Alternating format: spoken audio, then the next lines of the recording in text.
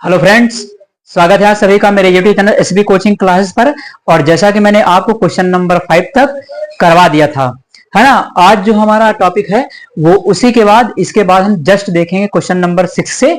आज यहाँ पर मैं आपको सोल्यूशन करवाऊंगा। तो चलिए देख लेते हैं क्वेश्चन नंबर जो आपका 6 आपके स्क्रीन पर लिखा हुआ है वो क्या कहता है। तो क्वेश्चन नंबर 6 कहता है कि ग्लूकोज एवं जल के यौगिक में भी हाइड्रोजन होते हैं, है ना। हाँ ठीक है, लेकिन इनका वर्गीकरण अम्ल की तरह नहीं होता एवं क्रियाकलाप द्वारा इसे साबित कीजिए या सिद्ध कीजिए। कह रहा कि ग्लूकोज और अल्कोहल में हाइड्रोजन होता है, लेकिन फिर भी इन्हें अल्कोहल की तरह क्यों नहीं माना जाता है ना। इसको सिद्ध करने के लिए क्रियाकलाप भी बनाइए। तो देखिए बात यह है कि ग्लूकोज का जो फार्मूला होता है आपका ग्लूकोज C6H12O6, अल्कोहल जो होता है वो ROH होता है। तो देखिए दोनों में हाइड्रोजन है। देखिए इसमें अल्कोहल में ये है अल्कोहल का जनरल फार्मूला है ROH, ठीक। तो H देखिए यहां पर है और H यहां कितने हैं 12। तो इसमें देखिए ये है ग्लूकोज में 12 हाइड्रोजन और अल्कोहल में कितना है 1 हाइड्रोजन है कि नहीं। तो दोनों में हाइड्रोजन है, लेकिन फिर भी ये अम्ल क्यों नहीं है ना। क्योंकि ये जलीय विलयन में हाइड्रोजन नहीं देते हैं। सीधा सा रीजन है भाई, जो जल के अंदर जो पानी के अंदर हाइड्रोजन आयन का त्याग करेगा वही तो आपका एसिड होगा, अम्ल होगा। और ये लोग पानी के अंदर हाइड्रोजन को रिलीज ही नहीं करते, यानी हाइड्रोजन का त्याग ही नहीं करते, तो इस प्रकार से ये अम्ल नहीं होंगे, है कि नहीं। बात सही। तो आंसर तो पहले ही ऐसे मिल गया, छोटी सी बात का। अब यहां पर देखिए इसका सॉल्यूशन आपकी स्क्रीन पर लिखा हुआ है। थोड़ा सा मैं इसको आपको बता देता हूं कि ग्लूकोज और अल्कोहल दोनों में हाइड्रोजन आयन उपस्थित होता है। बिल्कुल सही, सामने देख रहे हैं कि दोनों में हाइड्रोजन है, ठीक। लेकिन इनके जलीय विलयन में विद्युत प्रवाहित करने पर ये हाइड्रोजन आयन का त्याग नहीं करते। इनके जलीय विलयन में आप विद्युत प्रवाहित करेंगे तो उसमें कोई भी हाइड्रोजन आयन का त्याग ये लोग नहीं करते हैं, है कि नहीं। ये हो गया, इसलिए उन्हें अम्ल की श्रेणी में नहीं रखा जाता है। यानी इनके जलीय विलयन के अंदर आप विद्युत प्रवाहित करेंगे, लाइट प्रवाहित करेंगे तो इनमें कोई भी हाइड्रोजन आयन नहीं निकलता है, यानी ये हाइड्रोजन आयन में नहीं आयनित होते हैं, तो इसलिए ये अम्ल की कैटेगरी में नहीं रखे जाएंगे, है कि नहीं। अब उसके बाद देखिए आगे भी कह रहा था कि आप इसको साबित करिए। सिद्ध करने के लिए एक आप एक्सपेरिमेंटल वेरिफिकेशन दीजिए, यानी प्रायोगिक निर्धारण दीजिए। तो यहाँ पर देखिए आपके सामने एक डायग्राम बना हुआ है और यहाँ पर कुछ लिखा भी हुआ है, ये इसका प्रायोगिक सत्यापन है। आपसे कह रहा ना कि प्रयोग द्वारा इसे साबित कीजिए। चलिए इसको मैं बता देता हूँ। देखिए यहाँ पर लिखा हुआ उत्तर नंबर 6 का ही ये सामने डायग्राम बना हुआ है। इसके अंदर आपका ग्लूकोज या अल्कोहल का विलयन है ना। इसमें क्या भरा हुआ है तो ग्लूकोज या अल्कोहल का विलयन भरा हुआ है। ये क्या है तो ये है धातु की 2 इलेक्ट्रोड जिनकी सहायता से इसमें लाइट प्रवाहित की जाएगी। यहां पर देखिए क्या है एक बल्ब लगा है, यहां पर क्या है एक स्विच है, बटन खोलना बंद करना, है कि नहीं। तो यहां पर ये लगा हुआ है और ये बल्ब है, ये स्विच है, ये ग्लूकोज या अल्कोहल का विलयन है। अब क्या करना होगा, अब इसमें देखिए लिखना क्या है, यहां पर थ्योरी आपके सामने लिखी हुई, इसको मैं बता देता हूं। देखिए लिखा है कि सर्वप्रथम एक पात्र में, है ना, ग्लूकोज या अल्कोहल का विलयन लेते हैं। यानी इसमें आपको डायग्राम में लिखना क्या होगा तो विलयन लेते हैं, बिल्कुल ठीक है। जो यहाँ पर बना हुआ वो उसमें लिखा भी हुआ है ना, ध्यान से देखिएगा। फिर इसमें धातु के 2 इलेक्ट्रोड लगाकर उसे बैटरी है ना, बैटरी कामा एक बल्ब, यानी उसे बैटरी एक बल्ब व स्विच से जोड़ देते हैं। देखिए है ना, धातु के 2 इलेक्ट्रोड हो गए, इसमें एक बल्ब लगा है, एक स्विच लगा है, तो जो बना है वही यहाँ पर लिखा भी है ना, बल्ब स्विच से जोड़ देते हैं।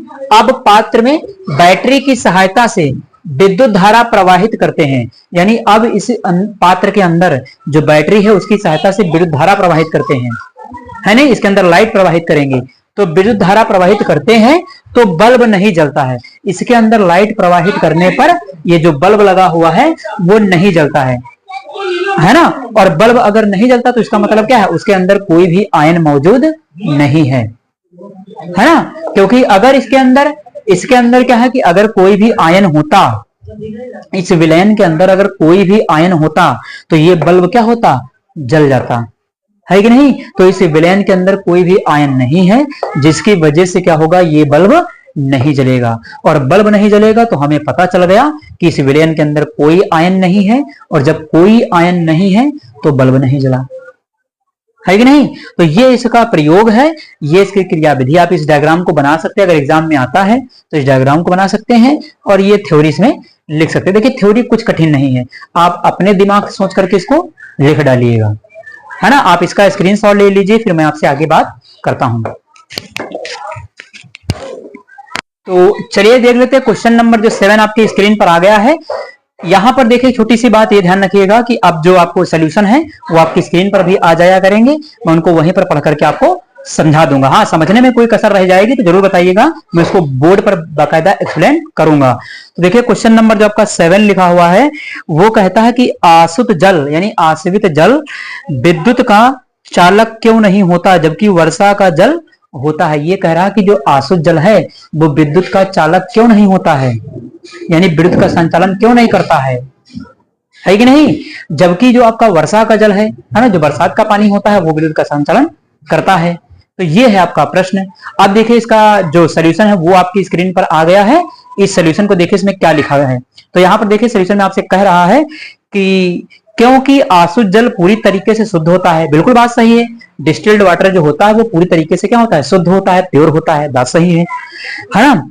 उसके बाद आगे देखिए शुद्ध होता है, इसमें कोई भी आयनिक यौगिक घुला हुआ नहीं होता है, यानी इसके अंदर कोई भी आयनिक यौगिक नहीं घुला होता है कि नहीं। ये हो गया। उसके बाद जबकि वर्षा का पानी गिरते समय वायु में उपस्थित कार्बन डाइऑक्साइड से क्रिया करके हाइड्रोजन कार्बोनेट H2CO3 बनाता है। कहता है कि जो बरसात का पानी है जब वो बारिश होती है ना, तो वायुमंडल में क्या है, कार्बन डाइऑक्साइड गैस है। तो वो जो बारिश का पानी है यानी H2O है, वाटर है बारिश का, वो क्या करता है कि वायुमंडलीय कार्बन डाइऑक्साइड गैस से क्रिया कर लेता है कि नहीं। यानी वाटर जो है पानी वो कार्बन डाइऑक्साइड गैस से क्रिया कर लेता है, तो वहां पर क्या बना देता है, हाइड्रोजन कार्बोनेट, जो कि क्या है, एक अम्ल है ना। और इस अम्ल के बनने की वजह से इसके अंदर आयन बन जाते हैं और आयन की वजह से वो क्या करेगा, विद्युत का संचालन करने लगेगा। तो आगे देखिएगा, हाँ H2CO3 बनता है जिससे यह वर्षा के जल में H+ व CO3 डबल माइनस के रूप में रहता है और इसलिए वर्षा का जल विद्युत का संचालन करता है। देखिए वही बात आ गई है ना, मैंने आपको कहा कि यहाँ पर जो H2CO3 होता है ना, ये हाइड्रोजन कार्बोनेट, ये कहां से बनेगा, तो बरसात का जो पानी है वो वायुमंडलीय कार्बन डाइऑक्साइड गैस से क्रिया करके ये बना लेता है। अब ये जब बन जाएगा तो ये कैसे टूटेगा, 2H+ और CO3 डबल माइनस के रूप में, यानी ये इस प्रकार से आयनों के रूप में टूटेगा। तो बारिश के पानी के अंदर हाइड्रोजन आयन और कार्बोनेट आयन मौजूद होते हैं, है कि नहीं। और यहां पर एक बात ये भी ध्यान रखिए कि जो हमारे घरों में पानी आता है जो हम लोग पीते हैं उसके अंदर जो सॉल्ट होते हैं, जो आयनिक यौगिक होते हैं वो उपस्थित होते हैं, है कि नहीं। Magnesium chloride, magnesium sulphate, calcium chloride, इस तरीके के जो आयन होते हैं वो उस पानी में उपस्थित होते हैं, है कि नहीं। उसी की वजह से जो नॉर्मल वाटर होता है जो हमारे घरों में आता है उससे क्या है, कभी भी आप कहा जाता है कि उससे कभी भी आग को नहीं बुझाना चाहिए, है कि नहीं, क्योंकि उसके अंदर आयन होते हैं तो आग आपको भी लग सकती है। यानी कि जो लाइट से लगी हुई आग है विद्युत से द्वारा, यानी लाइट के द्वारा जो लगी हुई आग है उस लाइट से लगी हुई आग को बुझाने के लिए इस घर वाले जल का प्रयोग नहीं करना चाहिए, है ना। तो यहाँ पर H+ और CO3 डबल माइनस की वजह से यहां पर प्लस माइनस चार्ज बन जाते हैं और जहां कहीं भी प्लस माइनस चार्ज उत्पन्न होगा वहां पर विद्युत धारा प्रवाहित हो जाएगी, है कि नहीं। तो इसका ये जवाब हो जाता है, ठीक। चलिए उसके बाद देखिए अगला क्वेश्चन आपकी स्क्रीन पर आ गया है, क्वेश्चन नंबर 8। इसको मैं आपको बता देता हूं। देखिए क्या कह रहा, क्वेश्चन नंबर 8 कहता है कि जल की अनुपस्थिति में अम्ल का व्यवहार, है ना, जल की अनुपस्थिति में अम्ल का व्यवहार अम्लीय क्यों नहीं होता। कह रहा है कि जब पानी की अनुपस्थिति हो, जब पानी उपस्थित ना हो, है ना, तो अम्ल का व्यवहार अम्लीय क्यों नहीं होता। तो अम्ल की परिभाषा सुन लीजिए कि वे पदार्थ जो जलीय विलयन में, है ना, घोलने पर हाइड्रोजन आयन यानी H+ प्रदान करते हैं, अम्ल कहलाते हैं। तो अम्ल की परिभाषा ही यही है कि अम्ल क्या करते हैं, जलीय विलयन में हाइड्रोजन आयन देते हैं। तो जब जल ही नहीं होगा तो हाइड्रोजन आयन कहां से मिलेगा, और जब हाइड्रोजन आयन नहीं मिलेगा तो अम्ल कहां से कहलाएगा फिर, है कि नहीं। तो ये ध्यान रखिएगा क्योंकि परिभाषा जल में ही है, जब आप जल को ही हटा देंगे तो अम्ल का क्या अस्तित्व रह जाएगा, है कि नहीं। भाई ये जो परिभाषा हमें पता चली कि जो अम्ल होते हैं वो जलीय विलयन में H+ देते हैं, है कि नहीं। तो वहां पर क्या होगा कि जैसे अम्ल आपने वाटर ही हटा दिया पानी उसके अंदर से, तो वहां पर आपको हाइड्रोजन आयन नहीं मिलेगा, है कि नहीं। और जब हाइड्रोजन आयन नहीं मिलेगा तो वो क्या है, आपका अम्ल की कैटेगरी से बाहर हो जाएगा। ये जो रीजन आपकी स्क्रीन पर लिखा हुआ है, ये रीजन भी इसी का है, आप इसको पढ़ सकते हैं। जो यहाँ पर मैंने बताया है वही आपका यहाँ पर लिखा हुआ है, तो ये आपका स्क्रीन पर मिल जाएगा। ठीक, उसके बाद देखिए जो क्वेश्चन नंबर 9 है आपका, वो कहता है कि 5 विलयन ABCD है ना, कि जब सार्वत्रिक सूचक से जांच की जाती तो पीएच मान क्रमशः 4, 1, 11, 7 और 9 प्राप्त होते हैं, है ना। ये क्वेश्चन नंबर 9 है, ये पीएच मान पर बेस्ड क्वेश्चन है, साल्ट हाइड्रोलिसिस पर। ये मैंने आपको कई बार करवाया है। यानी पीएच मान यहाँ पर देख करके आप ये बता सकते हैं कि पीएच मान 10 से कम होता है तो अम्लीय होगा, और जिसका पीएच मान 7 से जितना कम होगा वो उतना ही ज्यादा अम्लीय होगा, पीएच मान 7 से जितना ही ज्यादा होगा वो उतना ही क्षारीय होगा। तो ये क्वेश्चन आप होमवर्क में करेंगे इसको, है कि नहीं। इस क्वेश्चन का सॉल्यूशन मैं आपको नहीं बताने वाला हूं, है ना। इसको आप अपने हाथ से खुद ट्राई करिए, और अगर नहीं हो पाता है तो कमेंट बॉक्स में कमेंट करके पूछ सकते हैं। तो क्वेश्चन नंबर 9 आपका हो गया। उसके बाद देखिएगा कि जो हमारा लिखा हुआ है यहाँ पर क्वेश्चन नंबर आपका जो 10 लिखा हुआ है, वो क्या कहता है कि परखनली ए और बी है समान लंबाई की है, मैग्नीशियम की पट्टी है उस परखनली के अंदर, है ना। परखनली ए में हाइड्रोक्लोरिक अम्ल है, परखनली बी में एसिटिक अम्ल है ना। दोनों अम्ल की मात्रा समान सांद्रता है, किस प्रणाली में तेजी से बुदबुदाहट होगी। तो क्वेश्चन का आंसर आपकी स्क्रीन पर आया हुआ है। बुदबुदाहट का सिर्फ एक रीजन है कि जिसके अंदर हाइड्रोजन गैस यानी H+ आयन जितने ज्यादा होगा। देखिए यहाँ पर दो चीजें हैं, एक लिया गया है HCl और एक लिया गया है आपका एसिटिक एसिड, है ना, CH3COOH, ये लिया गया है। अब यहाँ पर देखिए क्या है, इस पात्र के अंदर आपका हाइड्रोक्लोरिक अम्ल है यानी H+ है और Cl- है ना। तो HCl क्या है, HCl एक प्रबल अम्ल है। तो HCl अगर प्रबल अम्ल है तो पूरी तरीके से टूट करके हाइड्रोजन आयन प्रदान करेगा, है कि नहीं। तो यहाँ पर H+ की जो संख्या है वो बहुत ज्यादा होगी, और H+ की संख्या जब ज्यादा होगी तो यहाँ पर देखिए इसके अंदर कौन सी पट्टी है, तो मैग्नीशियम धातु की है, Mg की, है ना। मैग्नीशियम का है हाइड्रोक्लोरिक अम्ल से क्रिया करके क्या बन जाएगा, उसके अंदर MgCl2 बन जाएगा, है ना, ये बन जाएगा मैग्नीशियम क्लोराइड। और बदले में आपको पता कि हाइड्रोजन गैस तो निकलती ही है, यानी H2+ आपकी गैस जो है क्या हो जाएगी, वो रिलीज हो जाएगी, निकल जाएगी। ठीक, तो ये हो जाता है MgCl2 और हाइड्रोजन गैस। यहां पर देखिए क्या होगा, ये आपका दुर्बल अम्ल है, इसके अंदर हाइड्रोजन आयन की संख्या कम होगी, है कि नहीं। इसके अंदर जो आपको हाइड्रोजन आयन मिलेगा उसकी संख्या क्या है, H+ की कम होगी, और हाइड्रोजन आयन की संख्या H+ से कम होने की वजह से यहाँ पर सीधे सीधे आप देख सकते हैं, यहाँ पर क्या होगा, एसिटिक अम्ल क्या है, एक आपका दुर्बल अम्ल है, ये हाइड्रोजन पूरी तरीके से नहीं देगा। हाइड्रोजन आयन की संख्या इस विलयन के अंदर बहुत कम होगी, और जब हाइड्रोजन आयन की संख्या कम होगी तो उसके अंदर हाइड्रोजन गैस कम बनेगी, और हाइड्रोजन गैस जब कम बनेगी तो इसके अंदर जो पॉप साउंड लिखी हुई है, जो बुदबुदाहट की आवाज है, वो हाइड्रोजन गैस बनने की वजह से होता है इसके अंदर, है कि नहीं। तो यहां पर हाइड्रोजन गैस अगर बनना ही कम हो जाएगी तो आवाज भी कम हो जाएगी। उसी का रीजन का आंसर जो आपकी स्क्रीन पर लिखा हुआ है वो यहां पर आप इसको पढ़ सकते हैं। तो क्वेश्चन नंबर जो आपका 9 था उसमें कह रहा था कि मैग्नीशियम की पट्टी एक परखनली ए में है और दूसरे में आपकी मैग्नीशियम की पट्टी इसमें भी थी, यानी यहां पर भी क्या है, मैग्नीशियम की एक पट्टी थी। अब यहाँ पर देखिए मैंने विलेन बना दिया है, बीकर भी बना सकते, कोई दिक्कत नहीं है, समझाने के लिए मैंने आपको बीकर बना दिया है, ये आप उसको भी बना सकते हैं, परखनली जो इसमें दिया गया है। तो चलिए देखते हैं फिर अगला जो हमारा क्वेश्चन है, वो क्वेश्चन नंबर आपका जो 11 है, वो क्या कहता है कि देखिए यहाँ पर कह रहा है क्वेश्चन आपका कि ताजे दूध के पीएच मान 6 होता है, ताजे दूध का जो पीएच मान होता है वो 6 होता है ना। दही बन जाने पर इसके पीएच मान में क्या परिवर्तन होगा, अपना उत्तर समझाइए, है ना। यानी इसमें ये कह रहा है कि जो आपका मिल्क होता है उसका जो पीएच मान होता है वो कितना होता है, 6। देखिए इसमें 6 लिखा हुआ है, कहीं पॉइंट में आपको लिखा हुआ मिल जाता है 6.5 से लेकर के 6.7, अगर एग्जैक्ट पॉइंट भी ले लिया जाए तो 6.5 से लेकर के 6.7 तक होता है ना, ये दूध का पीएच मान। 6 भी लिखा है तब भी ठीक है। तो इसने दे दिया है कि इसका मान 5 है, और क्या कहता है कि दही बन जाने पर इसके पीएच मान में क्या परिवर्तन होगा, अपना उत्तर समझाइए, है कि नहीं। तो चलिए देख लेते हैं यहाँ पर इसका उत्तर क्या होगा। देखिए आपकी स्क्रीन पर यहाँ पर इसका आंसर आ गया है और आप इसको देख सकते हैं, मैं आपको इसको एक्सप्लेन करके और समझा देता हूं। देखिए यहाँ पर इसमें लिखा क्या है, इसमें लिखा हुआ कि दूध का जो पीएच मान होता है वो 6 से कम होता है ना। यहाँ पर दूध का जो पीएच मान है 6 तो आपको सवाल में दिया ही गया है ना। उसके बाद लिखा क्योंकि जब यह दही में बदलता है, यानी दूध का जो पीएच मान 6 दिया गया है, यहां से क्या होगा कि ये जब दही के अंदर कन्वर्ट होता है ना। मैं पूरी प्रोसेस आपको बता देता हूं। जैसे आपका है ये मिल्क है ना, दूध है, तो देखिए दूध में क्या होता है, दूध के अंदर होती है लैक्टोज शर्करा, है ना। दूध के अंदर क्या होती है, लैक्टोज शर्करा होती है। हल्का सा दूध क्या होता है, आपको जब दूध पीते हैं तो हल्का सा आपको मीठा लगता है, क्यों, क्योंकि उसके अंदर लैक्टोज शर्करा पाई जाती है। और शर्कराएं कैसी होती हैं, शर्कराएं मीठी होती हैं। तो यहां पर क्या है कि दूध लैक्टोज शर्करा की वजह से ही क्या होता है, दूध मीठा होता है।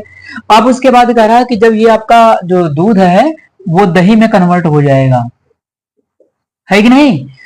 दूध जब दही के अंदर कन्वर्ट होता है तो दूध में पाई जाती है लैक्टोज शर्करा, यानी इसके अंदर कौन सी शर्करा होती है, लैक्टोज शर्करा। ये शर्करा पाई जाती है इसके अंदर, तो दूध के अंदर लैक्टोज शर्करा पाई जाती है ना।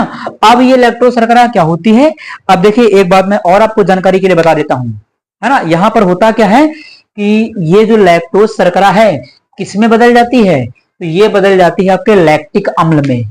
चलिए यहां पर लिख देते हैं लैक्टिक अम्ल, यानी लैक्टोज शर्करा आपकी कन्वर्ट हो जाती है किसमें, लैक्टिक अम्ल के अंदर।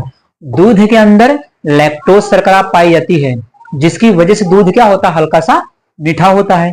अब उसके बाद क्या होगा, जब दूध दही में कन्वर्ट होता है, तो आपको पता है कि जो दूध जब होता है प्योर लिक्विड टाइप में होता है, जब दही में कन्वर्ट होता है तो हल्का सा क्या होता है, कट्ठा हो जाता है, गाढ़ा हो जाता है, हल्का सा सॉलिड के रूप में आ जाता है, होता है कि नहीं होता। अब यहां पर देखिए तो ये क्या होता है कि जो लैक्टोज शर्करा है वो बदल जाती है किसके अंदर, लैक्टिक अम्ल के अंदर। यानी दूध में जो लैक्टोज शर्करा है वो जब लैक्टिक अम्ल के अंदर बन जाती है तो दूध से क्या बन जाता है, दही, है ना। अब ये काम कौन करता है, तो एक जीवाणु का यहां पर नाम याद रखिएगा, लैक्टोबैसिलस लैक्टिस, है ना। ये काम कौन करता है, तो लैक्टोबैसिलस लैक्टिस, लैक्टोबैसिलस लैक्टिस नाम का एक जीवाणु होता है आपका, जो कि ये कार्य करता है।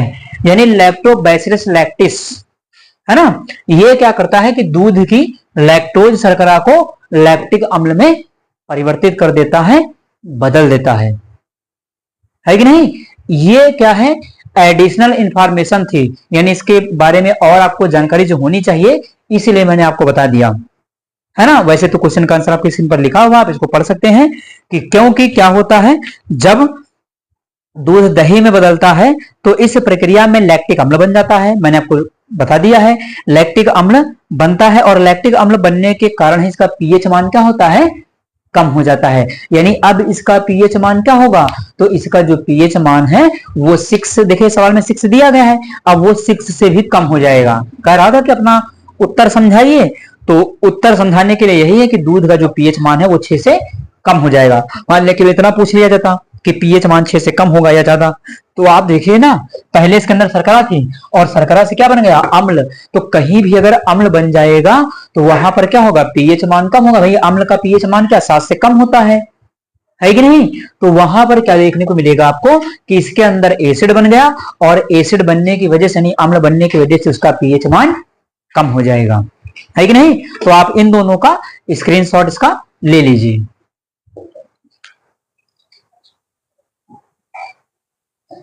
चलिए उसके बाद देखिए क्वेश्चन नंबर जो आपका 13 है, जो 12 नंबर है आपके स्क्रीन पर आया हुआ है, आप इसको देख सकते। देखिए इसमें क्या लिखा कि एक ग्वाला ताजे दूध में थोड़ा बेकिंग सोडा मिला देता है। अब ये बेकिंग सोडा क्या होता है, मैंने आपको पढ़ाया बेकिंग सोडा, या खाने वाला सोडा, है ना।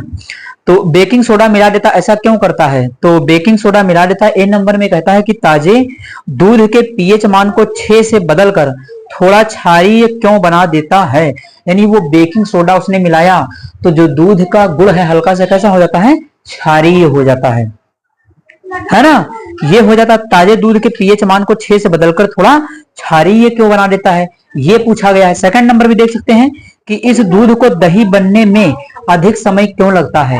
यानी कह रहा है कि जो दूध है उसको दही बनने में और अधिक समय क्यों लगता है, ये कहा गया आपसे। तो चलिए मैं आपको इसका आंसर भी बता देता हूं। देखिए इसका आंसर जो है आपका ए नंबर का आंसर जो स्क्रीन पर लिखा हुआ है, उसको मैं पहले आपको पढ़ के एक बार बता देता हूं, फिर मैं इसको आगे एक्सप्लेन करता हूं। देखिए लिखा हुआ कि दूध में बेकिंग सोडा मिलाकर वह दूध को थोड़ा क्षारी बना देता है। यानी जैसे उसने बेकिंग सोडा मिलाया खाने वाला सोडा दूध के अंदर, तो वैसे ही वो क्या हो जाता है, हल्का सा क्षारी हो जाता है। दूध कैसा हो जाता है, हल्का सा क्षारी हो जाता है, उसका पीएच मान क्या हो जाएगा, बढ़ जाएगा। है कि नहीं, समझ में आ रही बात। पीएच मान बढ़ने का मतलब क्या है, पीएच मान बढ़ने का मतलब है 7 से ज्यादा। पीएच मान कम होने का मतलब क्या है, 7 से कम, है ना। अम्ल के लिए 7 से कम और 7 से ज्यादा किसके लिए होगा, क्षार के लिए, ध्यान रखिएगा। उसके बाद ताकि इसमें लैक्टिक अम्ल बनने के कारण यह खट्टा ना हो जाए, तो यही कहता है कि उसमें वो इसलिए मिला देता है, मैंने अभी आपको बताया कि दूध के अंदर लैक्टोज शर्करा होगी जो कि लैक्टिक अम्ल में बदल जाएगा, और दूध की लैक्टोज शर्करा जैसे ही लैक्टिक अम्ल के अंदर बदल गई वैसे ही दूध क्या होगा, दही में कन्वर्ट हो जाएगा। तो दूध दही में ना कन्वर्ट होने पाए, है ना, इसलिए क्या किया जाता है, इसलिए उसके अंदर बेकिंग सोडा वो वाला मिला देता है। तो ए नंबर में आपका यही लिखा हुआ था, इसमें कोई बहुत दिमाग लगाने वाली बात नहीं थी, उसका आंसर मैंने आपको पहले ही बता दिया है कि वो क्या कर देता है, दूध का जो माध्यम है वो हल्का सा क्षारीय बना देता है, क्योंकि जब वो क्षार बन जाएगा तो फिर क्षार के अंदर अम्ल बनना थोड़ा सा मुश्किल हो जाएगा, है ना, थोड़ा सा नहीं बल्कि काफी मुश्किल हो जाएगा उसके अंदर, क्योंकि पहले उस क्षार को उदासीन करना पड़ेगा, अम्ल में आना पड़ेगा, और अम्ल में आने के बाद भी उसका जो है पीएच मान कम करना पड़ेगा, तब जाकर के वो दही में कन्वर्ट होगा। तो वो आसानी से जमने वाला फिर नहीं है। ठीक, ये हो गया।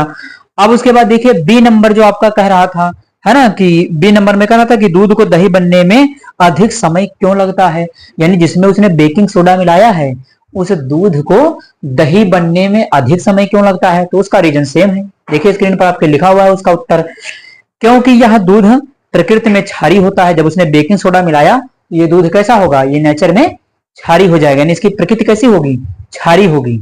उसके बाद जो कि इसमें उपस्थित बेकिंग सोडे की वजह से होता है, वही बात लिखी हुई है। ये क्षारीयता कहां से आई है, उसने बेकिंग सोडा मिला दिया उसके अंदर, इसलिए, है कि नहीं।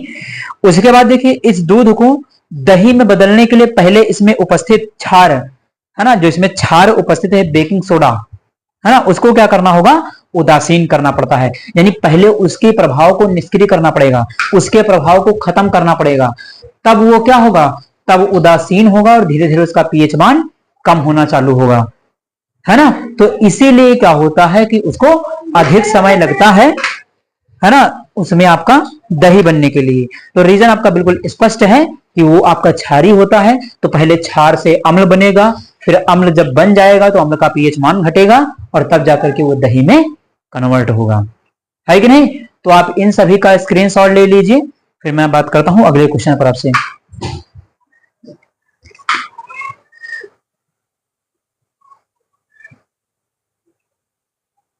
चलिए अगला क्वेश्चन जो आप देखिए, क्वेश्चन नंबर जो हमारा 13 है वो आपकी स्क्रीन पर लिखा हुआ है कि प्लास्टर ऑफ पेरिस को नमी रोधी कंटेनर में रखना चाहिए, बताइए क्यों।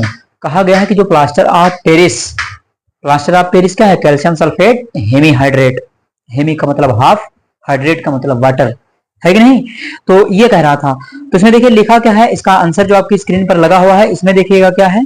ये कह रहा है कि जो प्लास्टर ऑफ पेरिस को नमी रोधी कंटेनर में रखना चाहिए। हाँ सही बात है, रखना चाहिए। क्यों, क्योंकि नमी की उपस्थिति प्लास्टर ऑफ पेरिस को धीरे धीरे जमने देती है, यानी नमी की उपस्थिति में जो प्लास्टर ऑफ पेरिस है वो धीरे धीरे क्या होता है, जम जाता है ना। और जब जम जाएगा तो उसमें क्या होगा, इससे प्लास्टर ऑफ पेरिस कुछ समय बाद बेकार हो जाता है। तो इससे क्या होगा कि जो प्लास्टर ऑफ पेरिस है वो कुछ समय के बाद क्या होगा, बेकार हो जाएगा। आपने देखा होगा कि जब हाथ वगैरह हड्डी की चोट लग जाती है, हड्डियां वगैरह टूट जाती हैं, तो डॉक्टर साहब क्या करते हैं, उसमें प्लास्टर चढ़ा देते हैं, है कि नहीं। तो वो क्या है, प्लास्टर ऑफ पेरिस ही तो है ना। तो उसको देखिए चढ़ाने के बाद क्या होता है कि कुछ दिनों के बाद वो बहुत कठोर हो जाता है, हार्ड, है कि नहीं।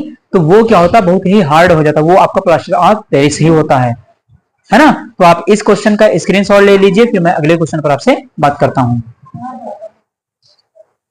चलिए उसके बाद देखिए अगला क्वेश्चन नंबर 14 जो आपकी एनसीईआरटी एक्सरसाइज में है वो क्या कहता है कि उदासीनीकरण अभिक्रिया क्या है, 2 उदाहरण दीजिए। बहुत पुराना क्वेश्चन है, जाना माना क्वेश्चन है और इसको मैंने करवा रखा। उदासीनीकरण अभिक्रिया क्या होती है, मैंने आपको पढ़ाया है, सॉल्ट का निर्माण यानी लवण बनाने की विधि है ना। सॉल्ट का फॉर्मेशन क्या है, एक उदासीनीकरण अभिक्रिया तो है जो मैंने आपको करवाया है, तो आप उस वीडियो को देख करके लिख सकते हैं। या ये आसान ही है बिल्कुल कि जब अम्ल की क्रिया क्षार के साथ होती तो उसे उदासीनीकरण अभिक्रिया कहते हैं। तो किसी भी अम्ल को बना दीजिए, NaCl को बना दीजिए, NaOH प्लस HCl से NaCl बन जाएगा, वाटर बन जाएगा, है कि नहीं। तो ये कर सकते हैं।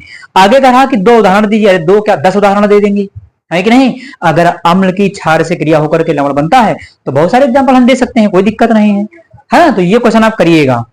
उसके बाद देखिए अगला जो क्वेश्चन आपका क्वेश्चन नंबर 15 है जो आपकी स्क्रीन पर आया हुआ है। ये कहता है कि वॉशिंग सोडा और बेकिंग सोडा के 2 महत्वपूर्ण उपयोग बताइए। तो फिर वही पुराना क्वेश्चन आ गया। ये भी बिल्कुल आसान, इसमें भी कुछ नहीं करना है आपको। बेकिंग सोडा और धावन सोडा मैंने आपको दोनों पढ़ाया, यानी खाने वाला सोडा, धोने वाला सोडा, दोनों के विषय में पढ़ाया है, बनाने की विधि पढ़ाया, रासायनिक गुण पढ़ाया और उपयोग भी बताया है कि नहीं। तो आप क्या कर सकते हैं कि उस वीडियो को देख सकते हैं, है ना। या मान लिया जैसे अगर उपयोग पूछ रहा दो तो 2 उपयोग तो आपको आने ही चाहिए। जैसे बेकिंग सोडा है तो बेकिंग सोडा का प्रयोग खाने के रूप में होता है, बता सकते हैं कि खाने के रूप में।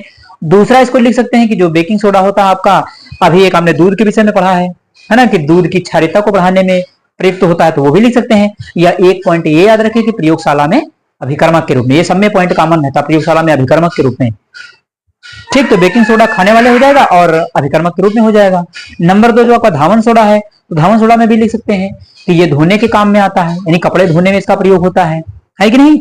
और भी उसके बाद अगर लिखना चाहे तो और भी आगे लिख सकते हैं कि जो वॉशिंग सोडा है उसका वो जो है, देखिए वॉशिंग सोडा का सेकंड जो उपयोग हो जाएगा वो पानी की कठोरता को दूर करने में। मैंने आपको बताया कि जल की कठोरता को दूर करने में भी आपके वॉशिंग सोडा का प्रयोग होता है, यानी सोडियम कार्बोनेट का, सोडियम कार्बोनेट डेकाहाइड्रेट उसका पूरा नाम है वॉशिंग सोडा का, धोने वाले सोडे का। तो उपयोग आसान है, उपयोग में कोई बहुत कठिन नहीं था, है ना।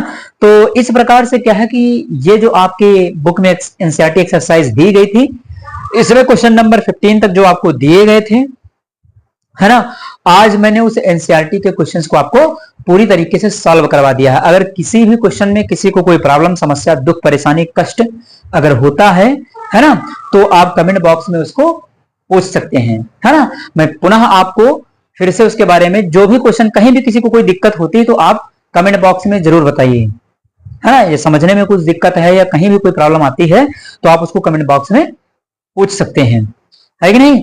तो चलिए, आज ये रही हमारी एनसीईआरटी एक्सरसाइज। और अगर चैनल पर नए हैं तो चैनल को सब्सक्राइब करें, वीडियो को लाइक करें और चैनल को ज्यादा से ज्यादा शेयर करते रहिए। तो चलिए फिर मिलते हैं अपने नेक्स्ट लेक्चर में। Thanks for watching this video.